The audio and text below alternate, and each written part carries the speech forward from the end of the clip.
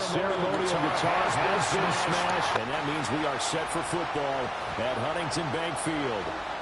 Tonight on this fine Thursday night, we've got a good one in store, as it'll be the Cincinnati Bengals taking on the Cleveland Browns.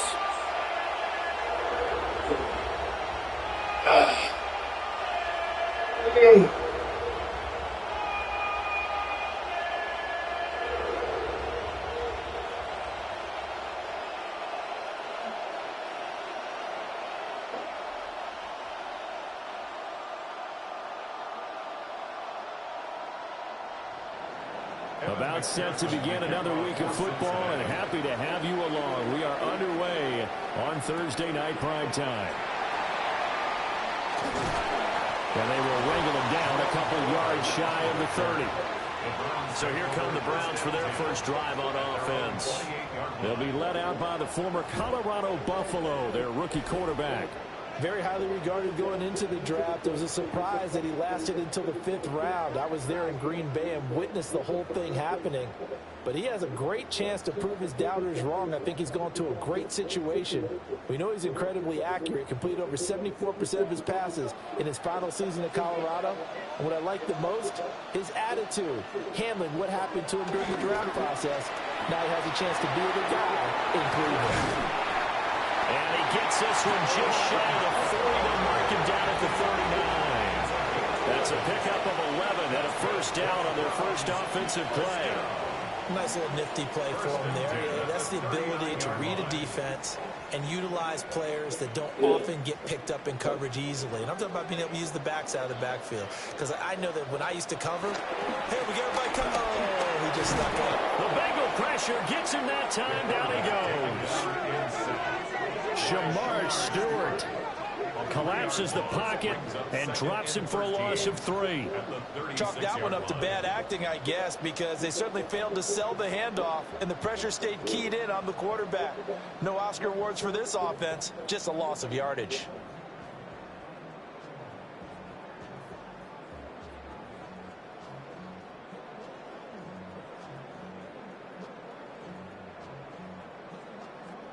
So after the sack, they'll come up on a still manageable 2nd and 13. From the gun, it's Sanders. But the man downfield is Judy. He's got it. And he'll go down, but not before getting this inside the 30. A big pickup of 38. And this offense has come out swinging here in the early going. They pick up a nice chunk on that pitch and catch. And the two of them have this offense moving in the right direction to start this game. The handoff to Ford up the middle. It's a 7-yard carry to set them up with a 2nd and 3. Pretty effective run there, and now they can start to smell that end zone. Pound the rock. Make sure you use your O-line to set the tone of dominance and physicality, and pound the rock. Now 2nd and 3.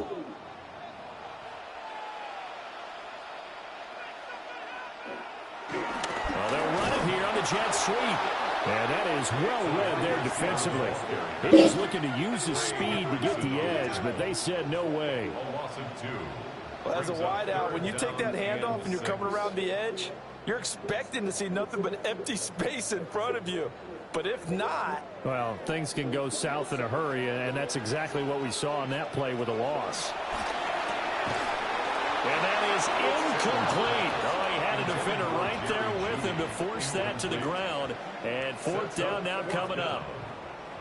That's a good job there creating the contact to force the incompletion.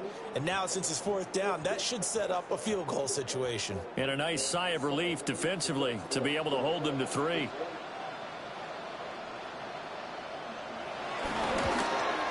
And his kick here is good. And the Browns are out to a 3-0 lead. In the end, the opening drive, Charles, does yield points. Maybe not the touchdown that they wanted, though. Yeah, but bottom line, they wanted to get something out of that drive, and they did that. 3 points, they won't turn that down at all.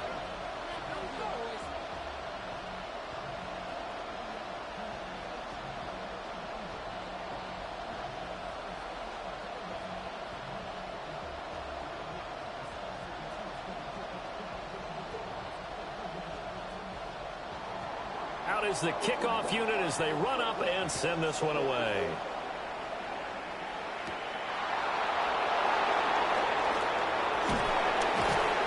And he's up across the 25 and down at the 28. So now the Bengals get ready for their first drive.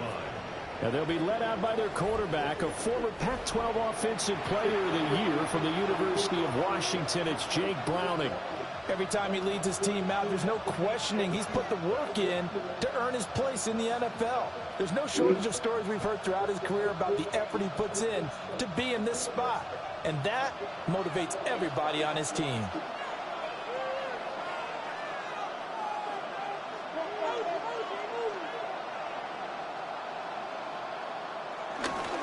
They defer to Brown to start the drive.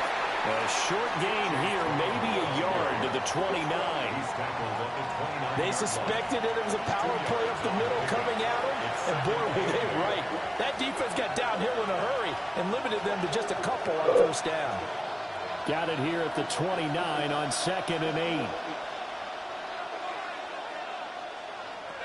To throw, Browning. Nothing open downfield. He keeps it himself for 11 and a first down. First down, Bengals. Partner, there's a downside to everything, and the danger of man coverage is if you're locking down your target, you often turn your back to the quarterback and you don't see him. Sometimes you open up a big lane for him to hit you for big yardage, and that was an astute play by him to scramble out, see that lane, and burn them for a first down.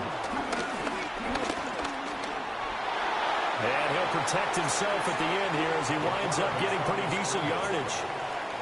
He'll get 8 on the scramble there. It'll be 2nd and a couple. This early in the game, it's all about making steady progress downfield, hoping to lead to early points. And you can do it with your actual play calls, or sometimes something a little more improvised, as we just saw there. Now Browning. Throw right side, pulled in by Higgins. And Higgins is going to have a Bengals first down as he'll take this down inside the 45. And a Bengal first down.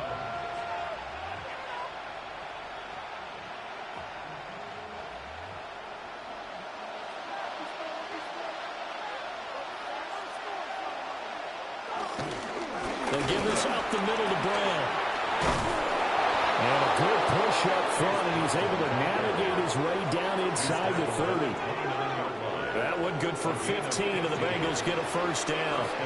That run's successful in large part because they had a lot of extra help blocking up front. Yeah, you've got guys who can do that very, very well. In addition, they can catch the football. So sometimes when they line up with 3 tight ends, it's not necessarily to run it, and that gives you an advantage when you do decide to bail off the line of scrimmage and block people downfield.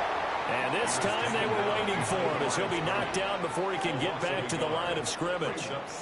They had 3 tight ends in that formation. That's almost a universal sign that they're planning to run the football. But how about the defense there? They met force with force and caused a stack up behind the line of scrimmage and threw him for a loss.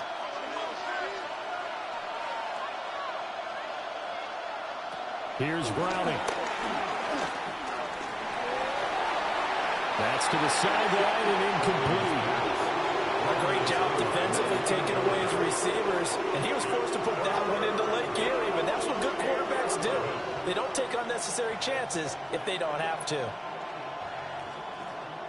A long way to go here on 3rd down for the 8th play of the drive.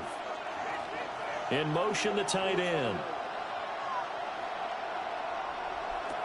On 3rd down, he'll drop to throw. He's going to loft one deep left side here. And he's got it. Touchdown, Bengals. Andre Yoshibas, 29 yards. And the Bengals have answered that early field goal to take a first-quarter lead.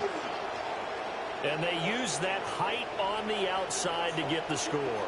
We've seen the evolution of the wide receivers. They've gotten taller and taller, but they've retained their quickness and their speed. It's a lethal combination. Always good to have wide receivers with height.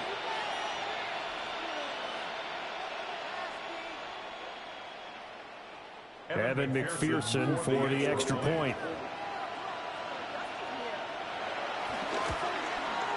He's got it. They'll see that opening drive field goal and raise it a touchdown, and that makes it 7-3.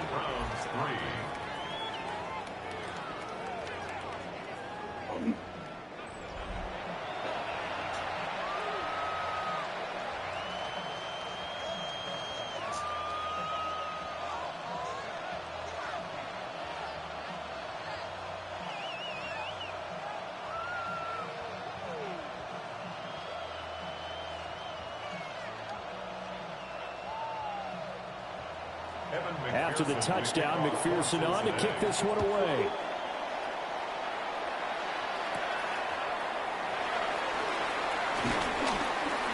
And not much happening on the return as he'll get this to about the 23. Second drive coming up here for Cleveland as they return to the field on offense. And last time able to get 3. It's not what they wanted. They wanted 6, but they got at least something. They mustered something out of the drive. They'll take it. I like the way you've described it. Not ideal, but they'll take it. Anything to put some points on the board. But this time on offense, they don't even want to see the field goal kicker trot on the field. They want that ball in the end zone. Yeah, they'll be going for 6.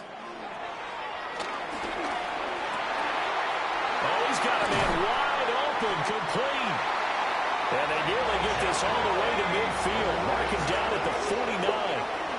25 yards that time. And the Browns first downs. First and 10 at the 49-yard line.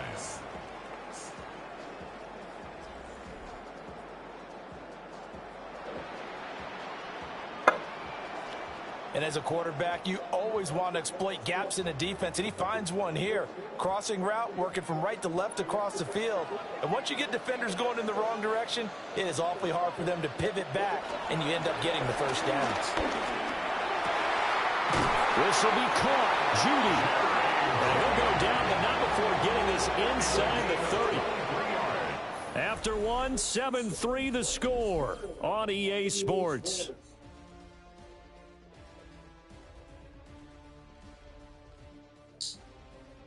On to the second from Cleveland. It's the Browns in control of the football. Back-to-back good plays have them on the move on first down. Now Sanders. Got a man, and he hits him in stride. And they'll get him down after a pickup of 8. 2nd and 2. One thing you're hoping for when you run drag routes, you're able to hit a receiver in stride, and he can pick up a lot of yardage after the catch.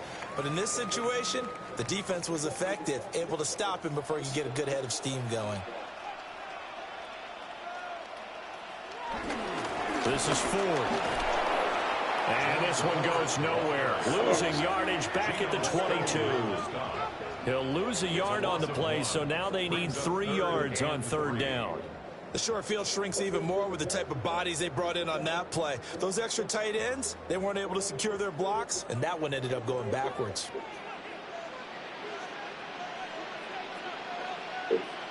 Throwing, Sanders.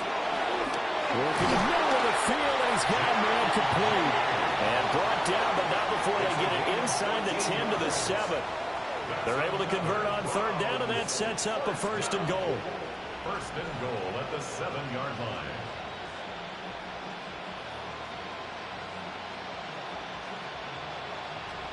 A field goal helps, but a touchdown gets you the lead. That had to be the message transmitted in the huddle. And they delivered there as that throw is going to keep the drive alive. And even better than that, set them up with a 1st and goal. And he'll take it into the end zone for a Browns touchdown. Jerome Ford taking it in from 7 yards away. And the Browns have regained the lead. 2 good drives on their first 2 possessions. Remember, the first wound up in a field goal, but we all know field goals aren't going to cut it in the NFL. So they're not going to be denied here, and they wind up punching this one into the end zone.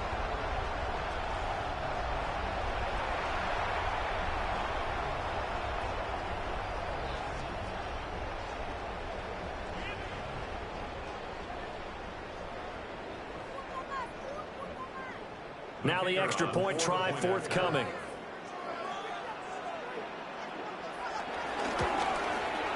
And it's through, and that makes the lead at 10-7. makes the score from That time a 6-play drive. And in the end, it's capped off by a 7-yard run.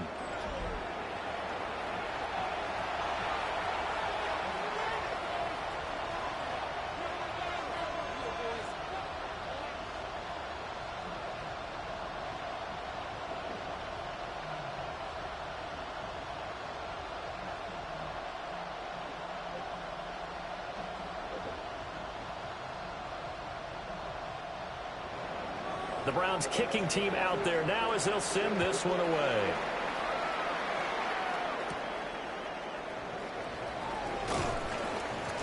And he won't quite make it to the 25. Cincinnati coming back onto the field here for their second drive.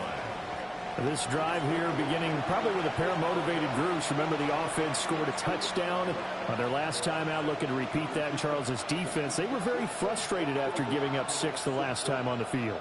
And frankly, it's just a battle of wills in a lot of ways because you know they're both motivated. They both game plan for this drive, and they both have specific outcomes in mind. To me, it just comes down to who can execute better and which side can step up and assert its will over the other. And this will be a gain of 5 as he gets it to the 30. It's a gain of 5. Brings up 2nd and 5 at the 30-yard line. Ball on the 30. They'll come up with a 2nd and 5. Operating from the gun. Browning. And this throw incomplete. Well, the defender all over it that time, but it's going to lead to 3rd down. As this old brain remembers, when I see 5 wide receivers on the field as a defender, I know the ball's coming out hot. They expected it and got there and popped it free. They come up now 3rd and 5 following the incomplete pass. Now they'll throw here out of the gun. Able to find the open man. That's complete. And he is going to have a Bengals first down as they're able to get the 3rd down conversion. And it's a real luxury when you have a guy who can turn a short throw into a solid gain at any moment. Once he caught that ball, he ID'd where the open grass was and got there in a hurry to pick up a new set of downs for his offense. They'll look to throw again. He'll wind up getting 9 after tucking it and running, so it'll leave him with 2nd and a yard. I do think it's fair to say that they were caught off guard a little bit when he decided not to throw it on 1st down. But give them credit, they recovered in time to deny him the 1st down yardage. But it's only 2nd and short. So that run is still likely to lead to a new set of downs.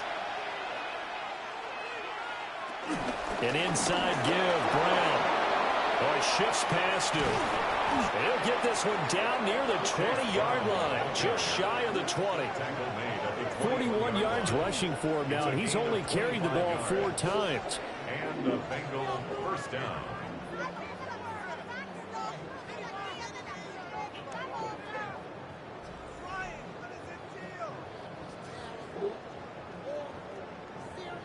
Well, partner, I have to say they called him in the right defense there. Nickel set, 5th defensive back on the field, and they love to run against that because now you typically get a bigger blocker on a smaller defender. Yeah, because those DBs like you, they want the interception. They're not as worried about the running play, right? Not at all. I still remember being in school, and one of my offensive line teammates used to say, boy, I'd love to come downfield and hit you little people. Good run there. Oh, he was hit as he threw it there, and that one winds up incomplete.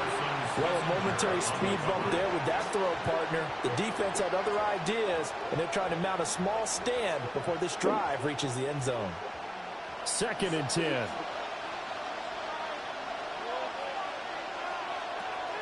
Operating from the gun. Browning. That'll leave them with a 3rd and 2 coming up. They got 8 yards there. Let's not quibble about the gain there on 2nd down. That was a positive play because that was a take-what-you-can-get situation. Got out to the tight end. Now it gives them a much better opportunity to convert on 3rd down. They're trying to keep the drive going. This will be play number 8. It's 3rd and 2. Back to throw. Browning. Oh, he had him. He was open, but he couldn't get it to him. It's incomplete. As a defensive back, you have some weapons at your disposal that we don't